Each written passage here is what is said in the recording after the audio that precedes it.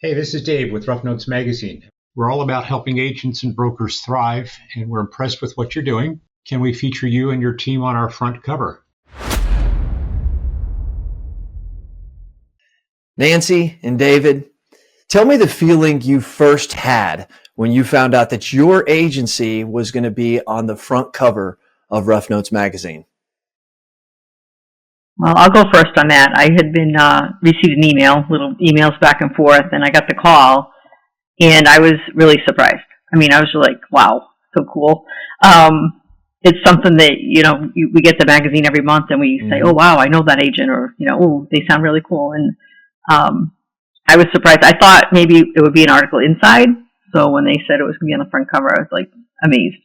So then I called David and let him know, and then we'll see what he thought. Well, I actually, when Nancy notified me that, I was in shock, really, I think. And it was like 4 or 5 days later, I'm like, Nancy, are we really on the cover of Rough Notes? I mean, we're second generation, and it was the first magazine when I joined the agency back in the 90s. It's the first trade magazine I read, yes. And I still read it today. Many of us. Yeah. Mm-hmm. Yeah. Well, that's awesome. Well, let me ask you this.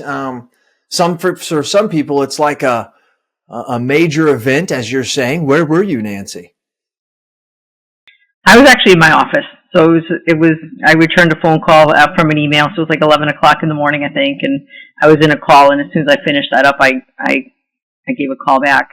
But I think it's interesting because we were in the magazine 20 years ago as an article on the brother-sister team. Ah. And I thought it was going to be another like a follow-up article on 20 years later, where are they kind of thing. Inside. I didn't expect it to be front cover. So I was just really, really excited. It's just so grateful to have the opportunity. That is great. It really, truly is. And I hope one day, I get to do it. I think now that I'm hosting, I put myself off by like 5 years because I don't want to seem like insider, right? So, but no, it's really cool. And some of the other people who have been on really have done some amazing things. Like one that was on a couple months ago, they had actually created a fake Rough Notes magazine and put themselves on it, and with a determination to do it, right? So everybody's got their different thing. So Nancy, let me start with you. David, one of the things that you guys talk a lot about when we were doing the interview, I heard it over and over, your team, right? Your team. I think you even talked about that dad, where you guys purchased our agency from. I think that's something he kind of really helped you mold and create, and then you guys have taken it to another level. Explain what you look for. Let's start at the beginning of a recruiting. How are you getting those people? How are you finding them? How are you training them? And how are you measuring them? Okay. What do you say about that, David? Nancy does most of the initial, but the process is, and it comes from different places, from headhunters, from Indeed, to word of mouth, to just, out in the community. But we do a phone interview first, and Nancy does that, and then we do either a combined online interview or in person, if possible. And then we go through a series of different things. We do a profile with Laura Bruno. Nancy could tell you more about that after I speak. Okay. But our big drive is, do they match our culture? Will they fit in well with the team? My big thing too, and this might sound kind of corny, is, are they happy? Are they happy people? Right. And True. and friendly. True. The other thing we do too is we have the team interview them without Nancy and I. And I really shouldn't say interview, because it's more of a meet and greet, and that's what we call it kind of internally. And we tell the candidate and we tell the team members, you can ask anything about the job of this team. And then we tell our team members, be honest with the person, because we don't want the person to come into our office, work for 3 months, and find out this isn't what we wanted. We want to share as much as we can up front, and we'd like to know as much about them too. Does that answer your question, It does answer the question. Nancy, when you and David, whoever wants to answer this, but I want to talk a little bit about that up front. But how are you finding them? Are you putting out ads? Are you constantly recruiting, knowing where to look for? What's your inside there? So we're not constantly recruiting. I think we're always looking, but when always keeping, our options open. I do get, emails weekly, daily from some recruiters we work with. So we've had several of our most recent hires have come from recruiters. Okay. And one of the, we started out doing, like on Indeed and doing it ourselves. And it's just so labor intensive and time consuming that I find it easier to have someone filter some of those for us if we're looking for specific qualities or characteristics. So I do get updates all the time from some of the recruiters we work with. Okay. But it's also some of our team members. Like we have a position open now, and one of our team members has referred somebody. Kind of just keeping the word out there. Some people that we interviewed maybe in the past have come back and said, "Well, do you have anything open now?" If we didn't have something then, so it's a lot of different avenues. But I will say that I think that we do rely on the recruiters more than some other agencies that I know of, or some, and it's one of our more consistent, reliable resources. So I'd say the majority of our stuff has come from the recruiters. I will say that we definitely. Sorry, Nancy. Sorry, okay. I thought you were done there. Go ahead. No, I was going to say we do look for the behaviors or the personality and whether they're going to fit with the team more so than the skill set. Okay. More than we did before. Like before, we'd hire what management system do you know? Mm-hmm. And what companies do you work with? And I mean that a long time ago, 10, 15 years ago, maybe that was important. But I think now people, if you have the right person, they can pick that up. They know it, and they'll be able to learn it. And it's more like, are they going to fit personality-wise with our team? Are they going to work well? And do they have that positive outlook that we're looking for? And did they really love helping people? EQ, we've heard about it a lot, right? This emotional intelligence. Yeah. And we're starting to see it come to fruition, right? And we're starting, and I think there's a cascade that's going to happen, Nancy and David. And I think those who create that culture are where employees are going to go to. One of our biggest, and I'm pretty sure this is something you just forgot to mention, which is your employees become some of your biggest recruiters, because they know what it's like. Yeah. And and they're over there having dinner with them on Friday, and they're griping about how terrible their week was. Right. And then your employee is like, "Hey, let me ask you this. Is there any certain questions that you ask every time in an interview, or what are some of those questions maybe that you might ask that lead you to believe that they might be a good fit for the culture?" Anybody? David, what are some of your favorite questions we ask?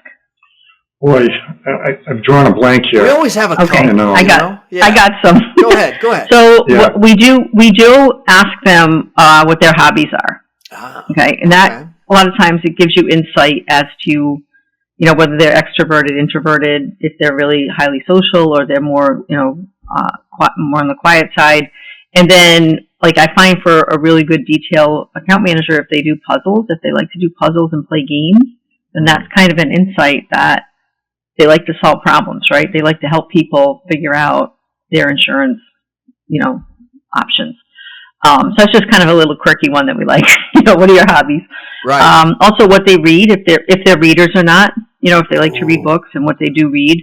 Love that.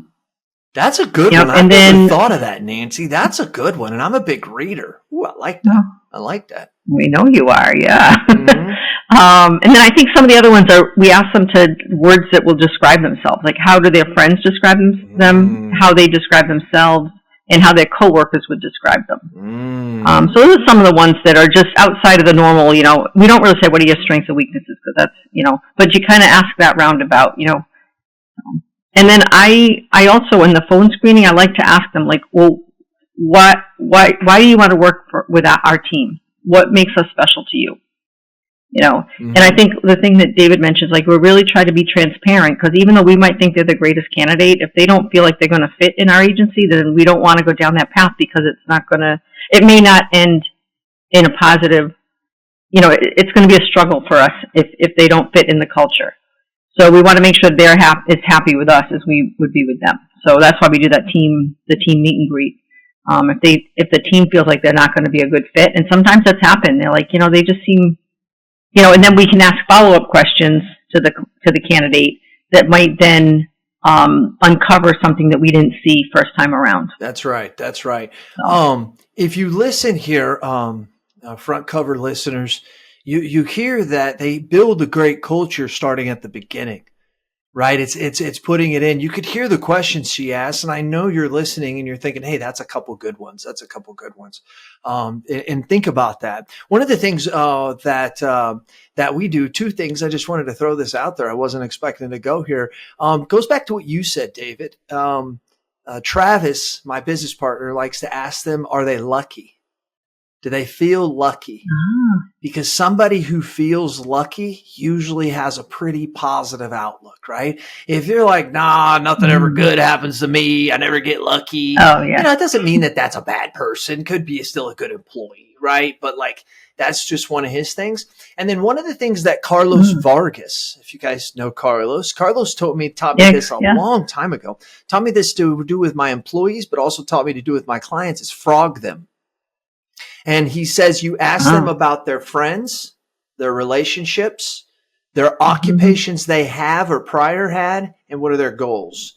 FROG. And so you can, because we don't ask the strength or weaknesses thing either. Most of the time people don't have enough self-awareness to know that, or they're going to give you the BS answer, The standard. David, anything to add to that? I like that? the frog one. Yeah, just, I agree with what Nancy said, but we follow up too with a why, or explain or expand. Give us an example. That's another one too.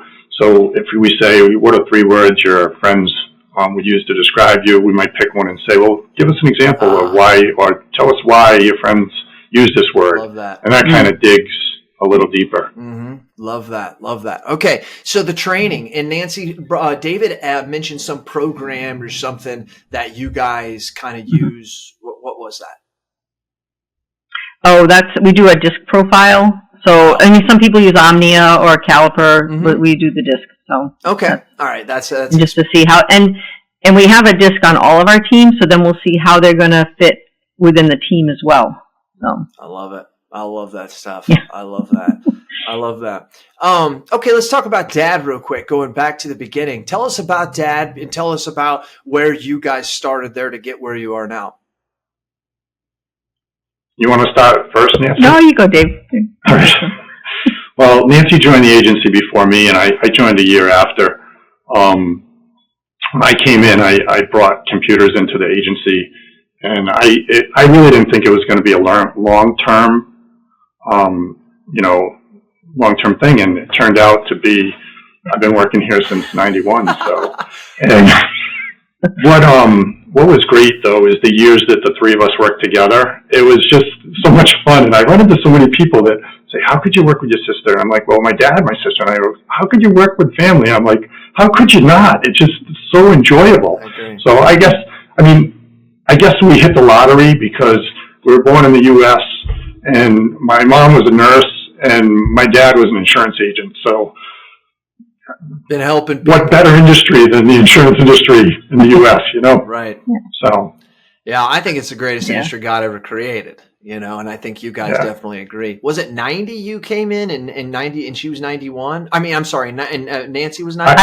I was in 90. And you, David, you were in. And for me, I was working at a bank in Boston, and I had been there for a while, maybe a few years, and I was looking for something different because what I missed in the banking side, I was in corporate accounting, is I missed the client interaction that I had seen on the agency side. Starting when I was 12 years old, I was able to, clean the office, and then you graduate to filing and stuff. But having that client interaction over the, working at the agency through high school and stuff, I missed that on the banking side and the corporate accounting side.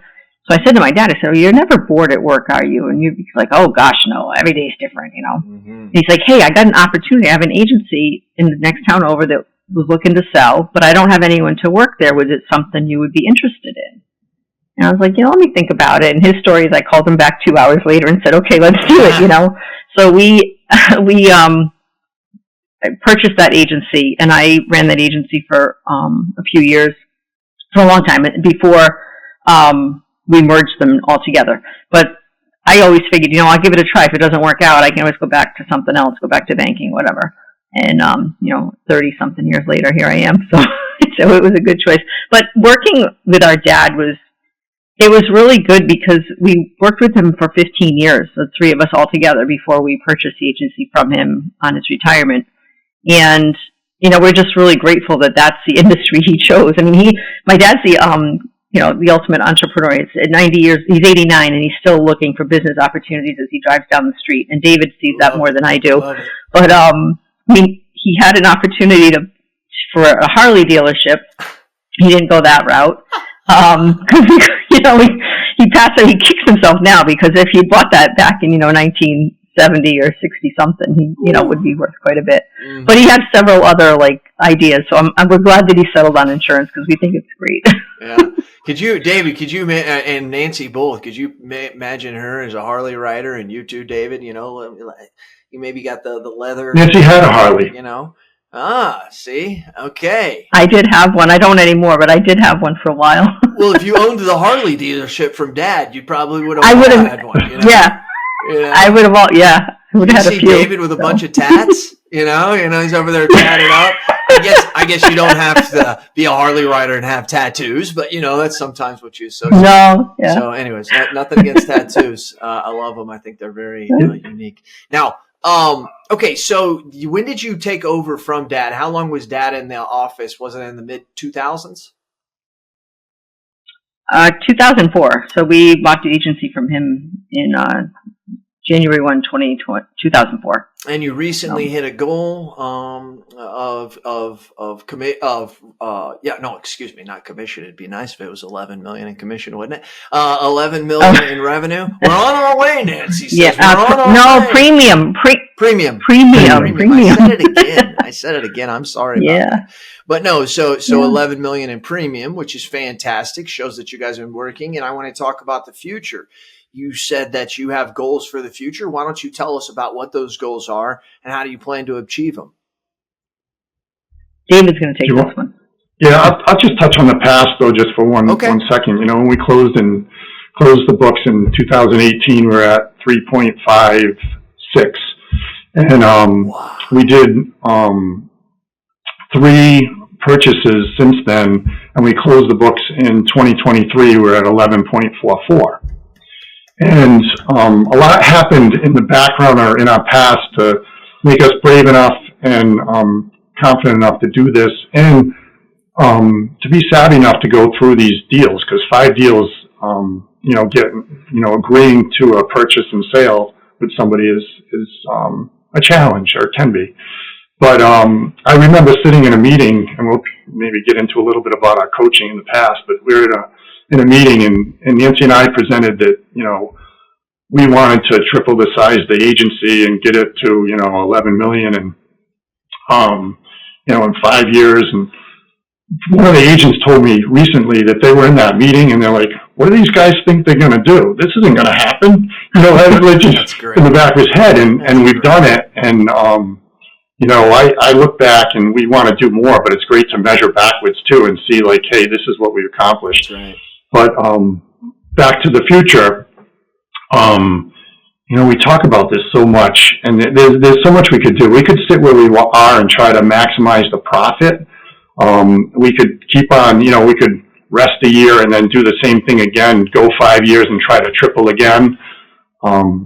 If we do that, I feel like we're at a point where we're going to have to make a decision on the structure of the agency if we really want to grow, that we'll probably have to get another layer of what we call, I guess you would call management. I don't like the word management, but another layer and try to silo some things, because it gets tougher once you get beyond 10 people. You've really got to try to section things up, and whether it would be sales and service, or personal and commercial, or what have you. But it's hard to be in the same structure when you're 5 people as when you're 30 people, and we're at 10. we were 5 and we're headed, to 30. So. Mm-hmm. And let me ask you this. Does that answer your question, Yeah, Jason? absolutely it does. And there is no true answer. Yeah. Every agency's different. But if you get another layer of management, what do you think that would help you and your agency specifically achieve, David or Nancy? Well, I think that Nancy and I we're very fortunate that we're 2 instead of 1, mm-hmm. because it gives us, for multiple reasons, but it does already divvy up the running of the agency. I mean, just to keep the doors open, it takes so much. It's crazy. I spend so much time keeping the doors open and removing friction from our team and, moving us forward on a business level, whether we're an insurance agency or we were, I don't know, a sub shop or whatever, mm-hmm. chain. And it takes so much that, I think to try to take some of those tasks that Nancy and we kind of split up tasks, who's better at the task and who likes the task the most from the ownership standpoint. So some things that I don't like at all, Nancy does, and vice versa, luckily.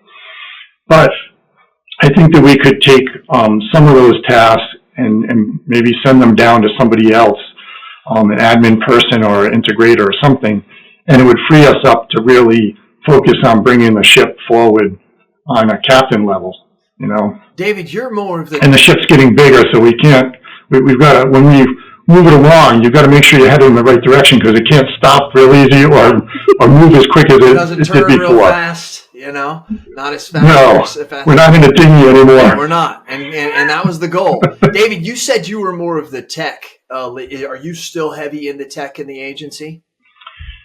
Yeah, so we do have an org chart, and that's one of the things. If people have anything to do with technology, they come to me. Okay. Now, on the flip side of that, if anybody has anything to do with HR, they go to Nancy. Okay. Mm-hmm. So we do have, and that's really, like I said before, it's great that the 2 of us are partners for so many reasons. And one of them is if there's something that I really don't like, I can probably convince Nancy to do it and vice versa.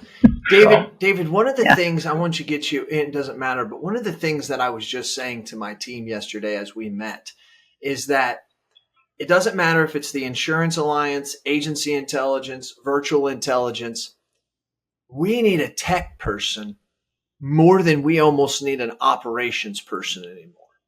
Because operations handled by automation, by robotic processing automation, AI, well-written out processes with a virtual employee, those things can be organized, and you can have people, you can simply hold people accountable. You do UPP coaching. You've done a lot of coaching that teaches you guys how to do that. Mm-hmm. But when it comes to tech, that's something that's difficult. And it's getting to the point, and this is where I want to get your opinion. It's getting to the point where I don't know how businesses go on without having some kind of tech knowledge. And I think this fractional CTO that a lot of companies have started, I really haven't heard of a really good positive one yet. What are your guys' thoughts on this? Agency owner to agency owner realizing who's listening. So going back in the 90s when we switched the management system, I set up the computers. I mean, I would load software, and I did it all pretty much, or a lot of it, 90% of it. Now it's flipped. I do like 10% of it. So I just troubleshoot. Okay. And I'm just the resource kind of. When people come to me, I can do some little things, but we do have a third party we use for all of our, they set up our systems, and especially today with the security issues and stuff, I don't have the time to become an expert in that area. So we rely on a third party more than we ever did, but they come to me first. And then I know whether, okay, is this being passed along to our security person or one of the companies because it's one of their website issues, or a management system? Do I have to put in a ticket? So I'm just kind of like the coach or coordinator. I don't do as much as I used to. I still do quite a bit, but I don't do as much as I used to. Are you guys using automation in your agency? Do you use an agency Zoom, Insured Mind, anything like that? So we don't have a huge tech stack. I think that's maybe one of the questions, right? I think that's probably... Okay, I don't know, maybe... Yeah. I'll take it. So we use Easy Links for rating and for our agency management system. Okay. We use Teams and Ring Central. They go together for our phone and our communications without the team. So we meet with the team morning huddle on Teams because there's only 2 of us in the office. The rest of the team are remote. So we huddle on Teams. We use Teams to as a Slack channel, as people probably know what that is. We just do that on Teams. We have a few channels like a tips and tricks, and then some other channels that are just groups of people. On Tuesdays we have a team meeting. So the huddle is just questions now. We just, kind of just a quick, how you doing this morning, and then questions, and then at the end, and it's just 5-10 minutes. At the end, we just, if I'm leaving early today or I have an appointment in the middle of the day, I'll let people know verbally.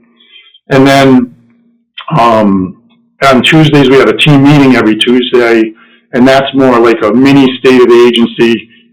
We're focusing on our goals.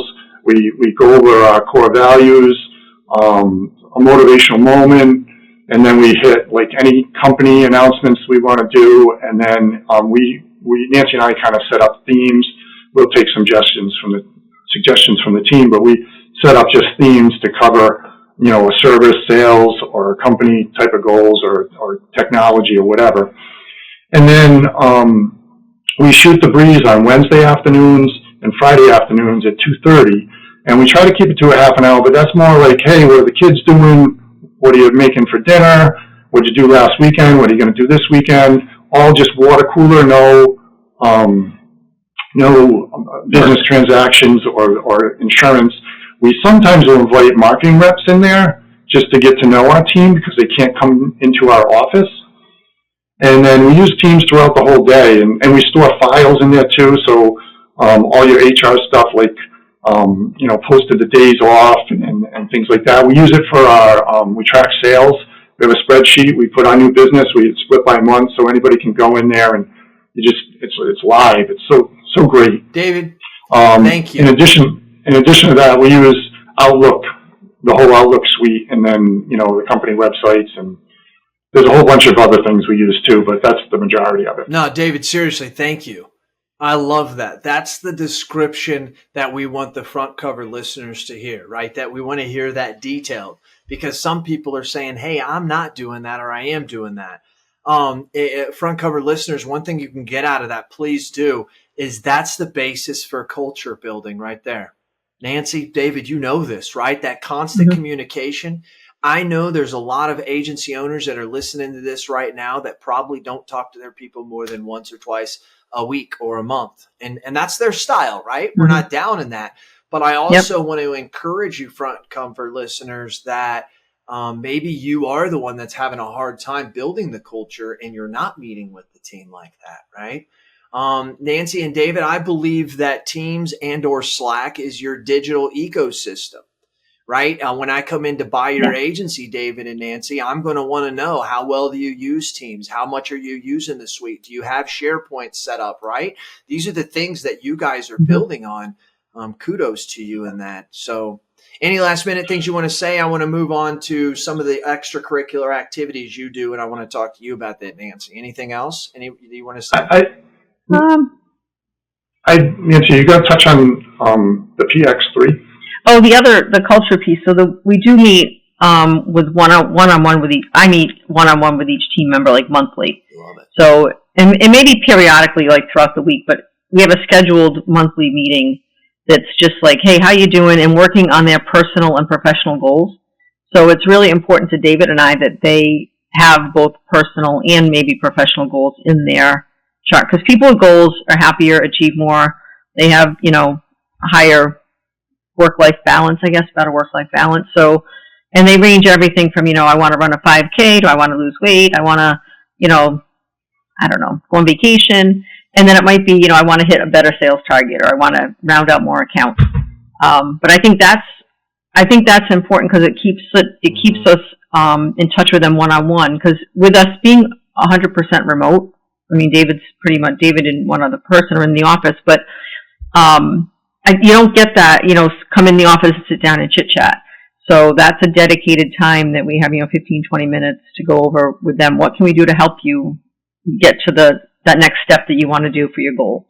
So love that. Love it, Nancy. that's it. It sometimes people, their eyes glaze over when you start talking about culture, but it is the foundation of everything that we've built, right? If you really think about it, that's just the world we're living in. Social culture, one of transparency, one that shares literally probably more than we should. That's what we do, right? And people don't realize it doesn't. There's not a wall around your business that we say, oh, well, we do that outside of here, but we still work like 1970s in here, right? To where you're just one of a couple people, right? And so, Nancy, let's take a couple minutes. The other thing go ahead. The other thing we added in more recently, because before COVID we did a lot of things together as a team, and then with COVID you all go home and you hibernate, right?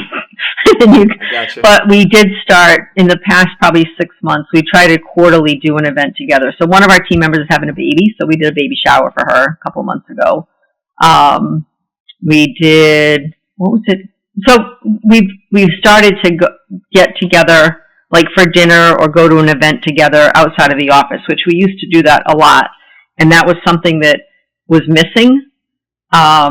We do like a wine tasting or maybe so we started that like after work, like doing events outside of the office so that we can actually be together face to face.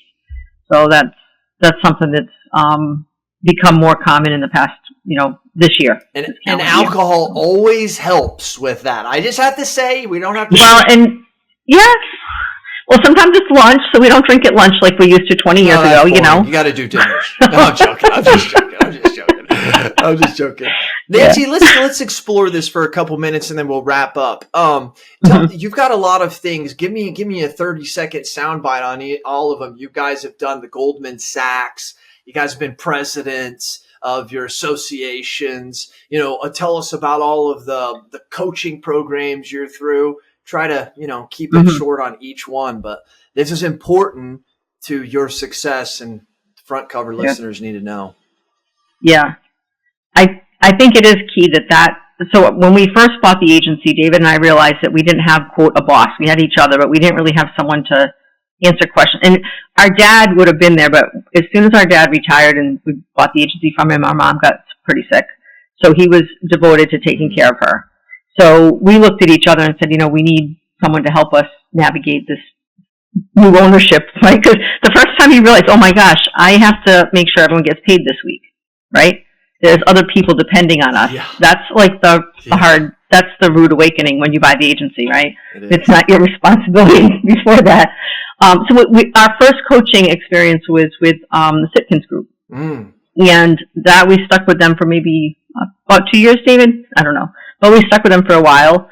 And then at the time, that was Sitkins was very much commercial lines focused, and we realized that our core, we're a personal lines agency at the core. So then we kind of moved on to another group, and we worked with a few other groups, and then also probably I'm trying to think when the whole and Jason, you'll know this, that the year maybe like around 2013, 2014 is when like you started Brain Share and Elevate and IAOA and all those started to pop up, all those opportunities to really share ideas and collaborate. And I think that was a key turning point for us, getting together with other agents outside of our geographic region that were willing to share and openly and help each other out. That was key. The Goldman Sachs program for me was definitely a catalyst because it took away my fear of debt and it opened up my eyes to how you can leverage debt to grow. And that's when we started our acquisitions. Good for you. The most recent coaching group we're in is with Mike Stromso with UPP. That's been great for us. Just to have a dedicated time to get together and share ideas in a mastermind environment, and share with other people and not recreate the wheel. So that, for us, those things have been significant. And the other piece was, from a leadership piece, is our involvement in the Big I. So I was on the board of the Independent Insurance Agents of Rhode Island for a long time, probably 15 years before I went into the chair position. And being president of the association and the involvement on the board gave us so many opportunities and opened up so many opportunities at the carrier level to meet with company people and to have, be part of the legislative conferences in Washington, D.C. I was on the legislative committee in Rhode Island for a while. So those opportunities also were significant for us. So that is really good. And front cover listeners, there's your secret, right? A total mix: financial help, coaching help in certain things. I love it. And I also go back to what you said also, Nancy, a couple of minutes ago about the fact that people need to have personal growth in order to have the business growth. You guys feel strongly. I feel so strongly about that. It's ridiculous. So I wanted to add to that as well. Well, hey, this has been fantastic. I want to wrap up. I want to give each of you a couple of seconds to say something. Is there anything that you want to say out there? Maybe we forgot to talk about, you want to add to? Nancy, if you want to go first, what do you think? Well, I'll let David go first because I just had a whole bunch of airtime there. I have so much, but I love this industry. I think there's tons of opportunity for young people and for everybody. I would say that the biggest thing for me, and it probably won't apply to a lot of the listeners, but the ones that it should apply to might help them, is I wish I mastered and learned and believed at the beginning when I started in this industry that 90% of the time when someone tells you no, it's not no. It's either not right now or not under these terms and conditions. That's true. And the caveat to that too would be, don't listen to the naysayers and the negative criticism unless the person is living in the arena with you or has lived in the arena. They're irrelevant. So if they're not living in the arena or they haven't been in the arena, they're irrelevant. I agree. They say the 10,000 hours rule, right? It takes 10,000 hours to master an age or to master anything. So I've thought about that before. So if you think of 2,000 hours a year, roughly, that we work, that would be like 5 years. But I don't think that's true, right? Because when it comes to managing an office, I think it's probably more like 10 to 12 years because you're not always managing, especially at the beginning. Now, where you guys are, you're really doing that, right? And so I think that's also important. Like listening to somebody who has 3 or 5 years of experience, I think is very important because we can learn things, right? Their ship is smaller and can be moved easier. But at the same time, we got to watch that high level information, or at least running it by somebody else who's a master of an agency. I really, truly believe that. Nancy, what do you think?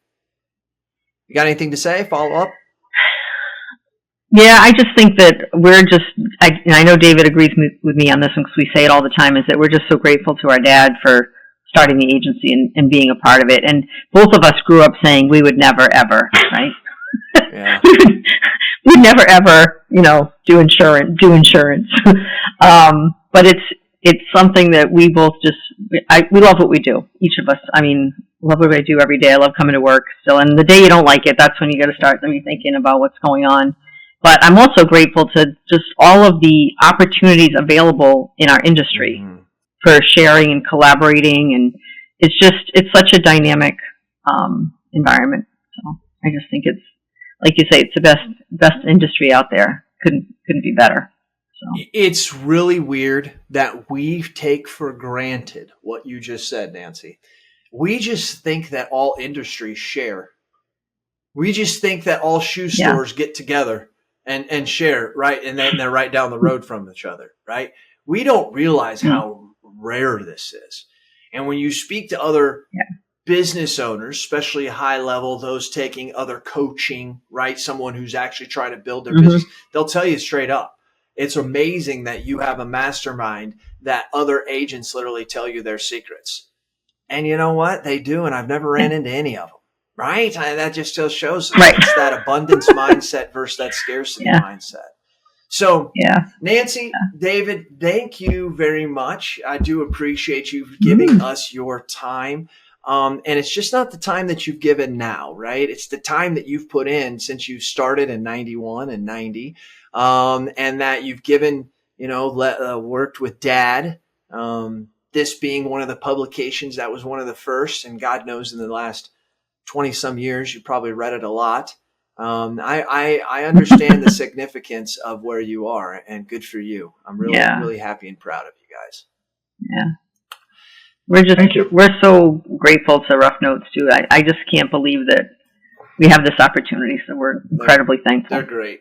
And if you haven't had a chance to meet the whole entire team, make sure you do eventually. You can go to Indiana and get a tour of their office and tell Walt that he needs to take you out to lunch, because, you actually made his publication really are read even more this time, because everybody wants to know about Apple Insurance Agency. But that's it. So I want to, come on. I was just going to say, one of the interesting, I've heard the podcast that Walt did with Mike Stromso, and Walt was saying how about his plane, his getting the airplane and being over in Hawaii for the agents convention. And I realized that I was at that Big I conference when he was there in Hawaii as a young agent representative for Rhode Island. So it was in 1996, I think it was. Wow. And it's just so funny because, but I didn't meet him, I don't think, or if I did, I don't recall it. But I'm sure I would have remembered if I met him. Okay. But it's just so funny because I'm listening to that podcast. I'm like, you know what?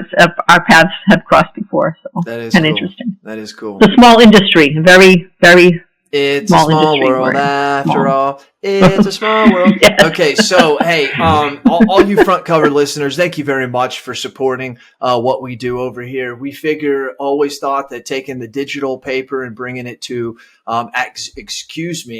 taking the physical paper to the digital stream. And you've proven that it's been successful. You can find us on YouTube. You can find us on anywhere that you get your podcasts. And you can see that there's a lot of people that are growing the agency intelligence network. Now, one of the things as I close, I just want to take a couple seconds here to really point out what you heard from Nancy and from David today. I think it's really important that we kind of put some parentheses, kind of say, here's what we heard. And then what I heard was self-awareness, agency awareness, right? David understanding his strengths and his weaknesses and matching those with Nancy's, right? Being able to go out there and have coaching, actually paying money, thousands of dollars, and saying, hey, teach me how to be better, right? Creating goals and saying, hey, we're at 3 million, we're going to be at 11.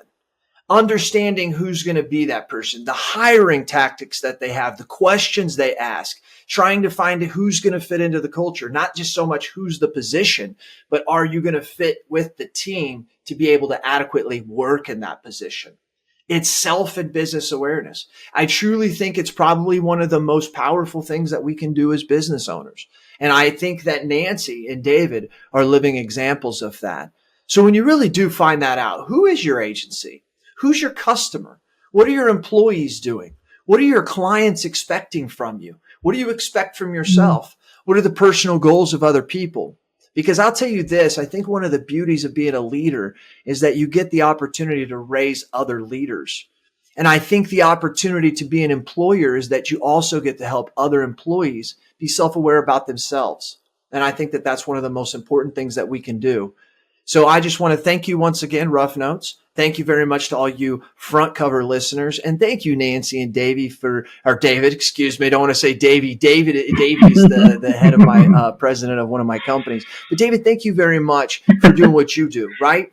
It's important as an independent agent that when somebody comes from a direct writer and comes to your agency, they're going to get the feeling of, wow, this is better. There's a lot of times that customers come from a Geico or a State Farm and they immediately leave and go back because they say, I didn't get the same kind of customer experience, or I don't think you guys care as much as the direct writers. I've heard my clients say that, or people that we've quoted. And I think Nancy and David, I think you leave us as a good example to our industry. So thank you very much. And thank you, Rough Notes. Front cover listeners, we are out.